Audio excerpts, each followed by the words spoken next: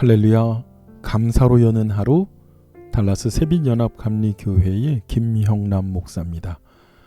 오늘도 주님께서 우리에게 좋은 하루, 감사가 넘치는 하루를 주셨습니다. 오늘 함께 나누실 하나님의 말씀은 사무엘하 5장 13절에서 25절까지의 말씀입니다. 제가 봉독하여 올립니다. 다윗이 헤브론에서 올라온 후에 예루살렘에서 처첩들을 더 두었으므로 아들과 딸들이 또 다윗에게서 나니 예루살렘에서 그에게서 난 자들의 이름은 삼무아와 소밥과 나단과 솔로몬과 이팔과 엘리수아와 네벡과 야비아와 엘리사마와 엘랴다와 엘리벨렛이더라.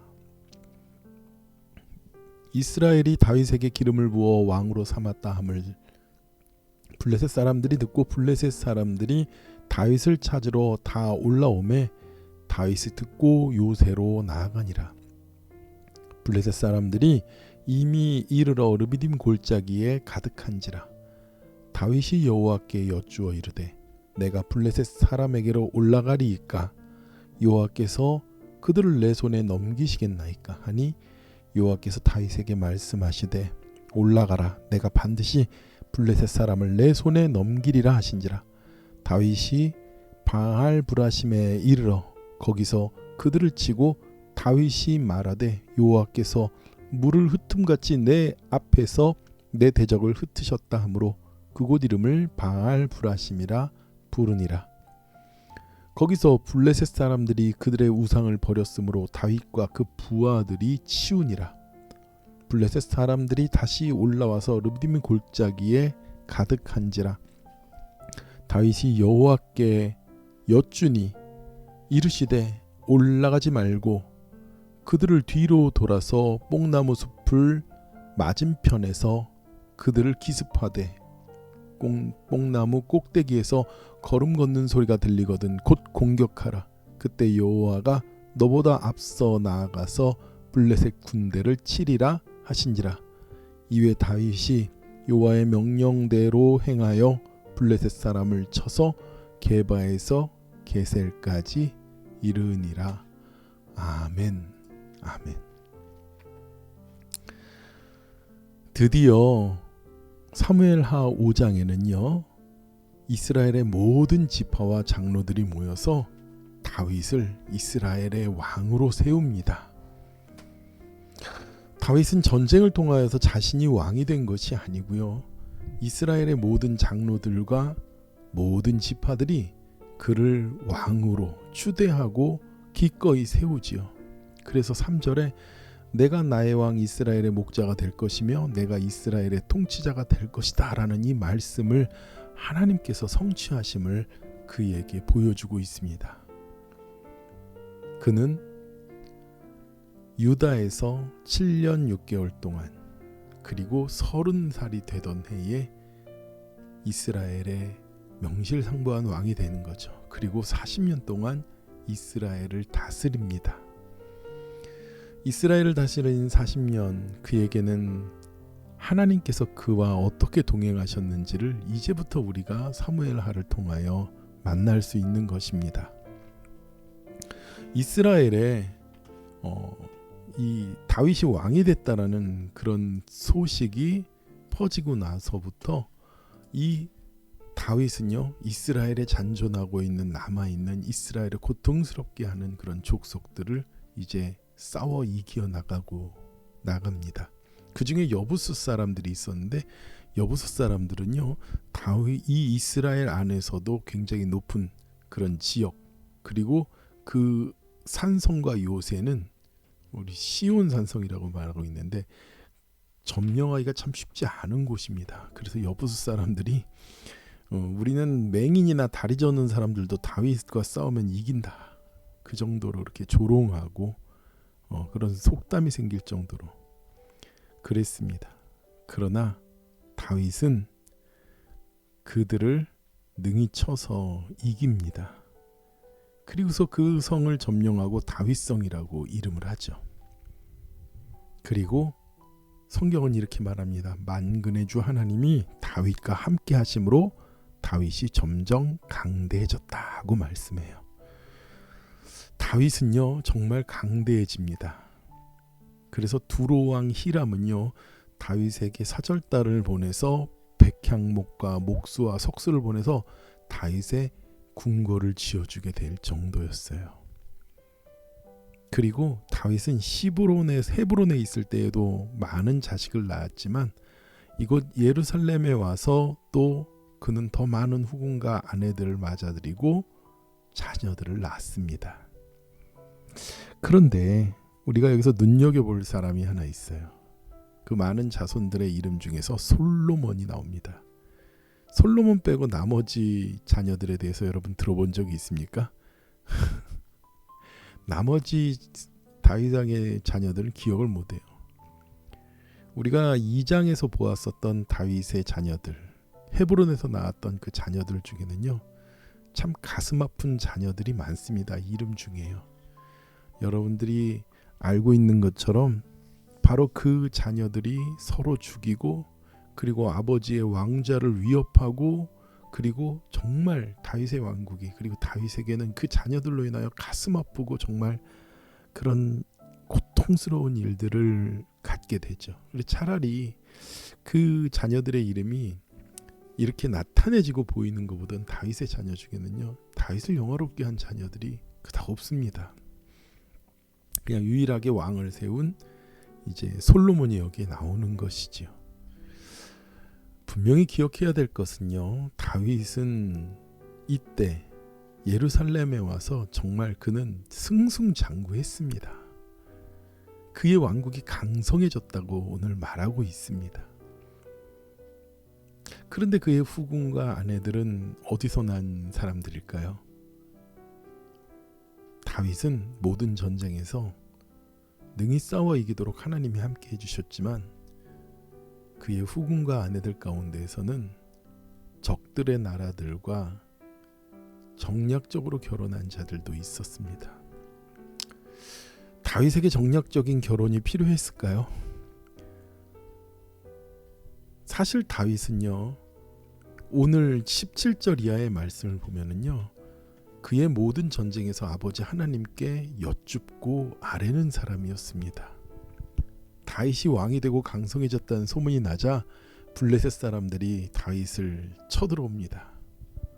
블레셋이 어떤 나라입니까? 옛날에 골리앗의 나라이기도 했지만 다윗이 사울을 피해서 도망갔던 나라이기도 합니다. 그리고 그 다윗이 블레셋이 사울과 싸울 때에 이 다윗을 이스라엘 사람임에도 불구하고 다윗을 그들의 장군으로까지 세워가지고 사울과 맞서 싸우게 하려고 하는 그랬었던 적도 있었습니다. 그런데 이제 다윗이 그 블레셋과 다시 한 번 더 싸우는 거예요. 근데 다윗은요 그 전쟁 앞에서 하나님께 아뢰입니다. 19절 다윗이 주께 아뢰었다. 제가 저 블레셋 사람들을 칠러 올라가도 되겠습니까? 하나님께서는 올라가라. 저 블레셋 사람들이 반드시 너의 손에 넘겨주겠다고 약속하시지요. 그리고 다윗은 승리합니다. 그 이후에 또 블레셋 사람들이 르바임 초원에 가득 골짜기에 가득 메워서 또 다윗과 싸우게 됩니다. 지난번에 하나님께서 다 내어주셨으니까 그냥 나가서 싸우면 될 것 같은데 23절에 다윗이 또 주님 앞에 아뢰입니다. 그러니까 주님께서 답을 주세요. 너는 이번엔 정면으로 올라가서 싸우지 말고 그들의 뒤를 돌아가가지고 그들을 기습으로 공격하라고요. 뽕나무밭 뒤쪽에서 행군하는 소리가 나거든 너는 진격하는데 나 주가 너보다 먼저 가서 블레셋을 치겠다고 하나님께서 약속을 주십니다.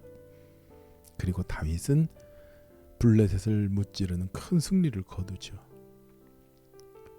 다윗은요 아버지 하나님 앞에 모든 행한 일 가운데 물어보는 사람이었습니다. 예전에 수능 만점을 받은 한 학생이 있었다고 합니다. 그 학생이 처음에 과학고등학교를 갔을 때 127명 중에 126등을 했대요. 뒤에서 2등한 거죠.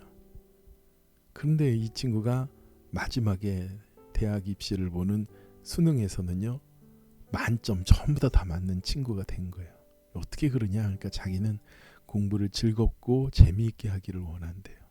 그러면서 문제가 항상 틀리면 틀린 문제를 메모해 놓고, 또 틀리면 틀린 문제를 메모해 놓고 해서 5개의 틀린 문제가 모아지면 그걸 가지고 선생님한테 갔답니다. 어떤 날은 30번도 더 찾아간 날이 있었다고 그래요. 그는 항상 자신이 풀리지 않거나 모르는 것이 있으면 선생님께 가서 물어보고 거기에 대한 해답을 얻어왔죠. 물론 다윗이 싸우는 전쟁에 그가 모든 답을 알 리가 없고, 그가 모든 답에 대하여 모르고 막막해서 자신이 정말 흔들려서 그러지는 않았을 거예요. 왜? 내가 이번 싸움엔 이길 수도 있겠구나라는 계획이 있을 수도 있습니다. 그러나 다윗은 그렇지 않았어요. 모든 일에 하나님께 여쭈는 자였어요. 하나님께 물어보는 자였습니다. 자신의 생각과 자신의 판단을 의지하는 것이 아니라 아버지 하나님 앞에 기도함으로 나가는 자였고, 아버지 하나님 앞에 맡기는 자였습니다. 묻고 순종하는 아버지 하나님의 자녀였던 것이죠. 바라기는 우리 새빛교회 성도 여러분, 우리도요, 아버지 하나님 앞에 묻고 그리고 응답받는 저와 여러분이 되기를 원합니다. 아버지 하나님께서 만약에 여러분들에게 답을 주셨다면요, 그 답에 대해서는 우리가 무엇해야 될까요? 순종하는 자들이 되어야 돼요. 하나님 이렇게 해주세요. 그런데 하나님께서 그건 아니란다 라고 응답을 주시는 거예요. 그것이 너에게 좋겠느냐 하고 응답을 주시는 거예요. 그런데 하나님 제가 원하는 건 그게 아닌데요. 그럼 그건 답을 구할 이유가 없죠. 자기가 원하는 바를 원하는데, 아버지 하나님께서 뜻하시는 바, 내가 물어본 것에 대하여 하나님께서 뜻하시는 바를 들었다면 우리는 거기에 순종해야 되는 것입니다. 지난번엔 하나님 앞으로 가서 이겼는데 왜 지금 뒤로 가라 그럽니까? 이번에도 앞으로 가서 싸워야죠. 그건 순종이 아니죠. 다윗은 하나님 말씀과 하나님의 뜻에, 아버지 하나님 앞에 아뢰었다면 하나님의 뜻대로 움직이는 자였습니다.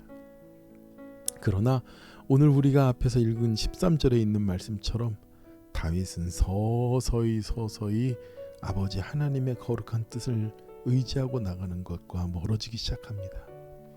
사랑하는 우리 새빛교회 성도 여러분, 우리는 하나님께 늘 묻고 아버지 하나님께 응답받았다면 그 받은 것을 끝까지 순종하는 그런 믿음의 저와 여러분이 되기를 축원합니다. 기도하겠습니다. 하나님 아버지 감사합니다.